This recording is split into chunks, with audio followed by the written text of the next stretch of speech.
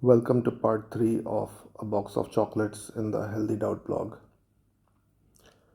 In the last two parts, I might have given you the impression that a box of chocolates is not a desirable thing.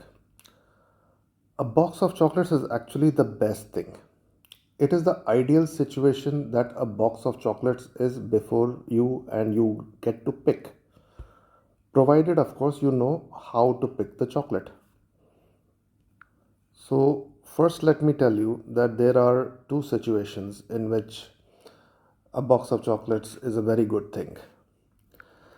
The first of these situations is that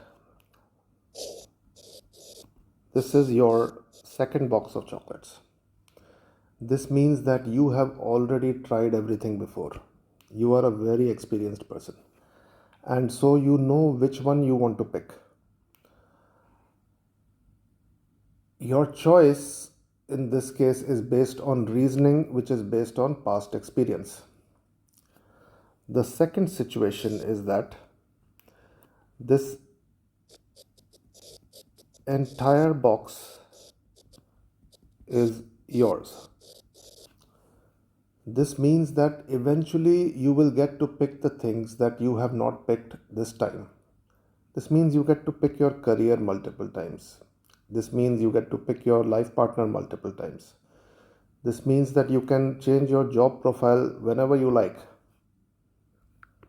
Now, obviously, both these situations are not possible. In the first situation, you will be an old man by the time this situation comes. And in the second situation, your life will have moved forwards and it's time to do something else. You don't get to pick the same thing again. So, obviously, the only right answer is that you must learn to make the right choice when faced with multiple choices, and all of those choices are unfamiliar. Remember that they all look the same. Every choice sounds the same. The YouTuber, the scientist, your neighborhood auntie, all their voices are similar. Somebody speaks with more confidence, somebody speaks with more intelligence, somebody speaks with the wrong intention. It all sounds the same to you because it's all unfamiliar territory.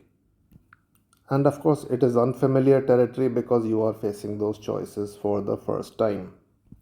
So, how are you going to approach this? To begin with, let me tell you how to fry your brain. If you listen to every opinion out there, if you try to get the maximum amount of information that you can, you will successfully fry your brain. In other words, you will reach this stage that we spoke about called analysis paralysis. It is a stage where there is too much information and you are confused. The opposite thing is also true. If you listen to only one choice, this is like what my generation did, you will be ignorant and uninformed. Most of the people of my generation were like this.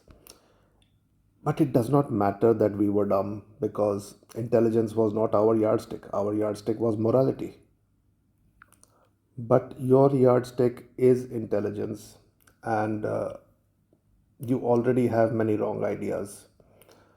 I may make a separate video about what those wrong ideas are. But one wrong idea is that everyone is entitled to their opinions.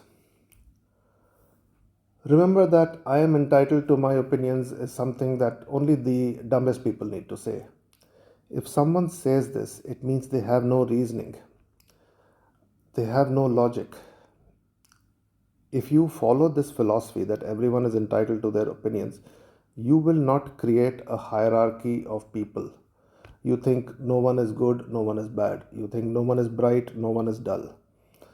Whereas the facts are that all people are different. Some are worth listening to and many are not. And when you don't create this hierarchy of people, you don't create a hierarchy of thoughts either. This is one crucial thing that went wrong for many people today. To fix this, you can try to develop the hierarchy now. And one way to develop this hierarchy is to see things in a non serious way. It doesn't mean everything is flippant comedy, but it means that it is non serious. When you see things like this in a non serious way, you will find that things automatically arrange themselves in a hierarchy. This is because in nature things exist in the hierarchy. You only have to see this. That is why in my book I tell you humor is a superpower. Humor means you keep things at a certain distance. You touch everything but with a 10-foot pole. Suddenly you find that things are arranging themselves into hierarchies. Certain things automatically begin to appear important, and many things start to appear like nonsense. Try to categorize all these things. And when you're doing this, try to categorize people also. Try to create a hierarchy of people also. Everyone you meet is either going to be a guru or a fool. You need to follow the gurus and avoid the fools as much as you can. At this moment in the Kal Chakra, the human brain is evolving at the fastest pace ever. It is evolving so fast because we are being bombarded with this much information. We have never been bombarded with this much information as a species before. If you notice this blog also, I always end it like this. It's just a blog. These are just ramblings. I end it like this because even I keep this blog at a certain distance. I look at it in a non serious way, even though it is about serious things. There are many things I will touch upon in this blog, but in bits and pieces and always randomly. You touch it all. Even this blog, you touch it with a 10-foot pole. You keep it at a certain distance. If you want to know how humor is a superpower, do read this book. You will find it on this platform, and you have to search for, go to the search bar, you have to search for this group over here, and then you will be able to get this book and you can check out how humor is a superpower.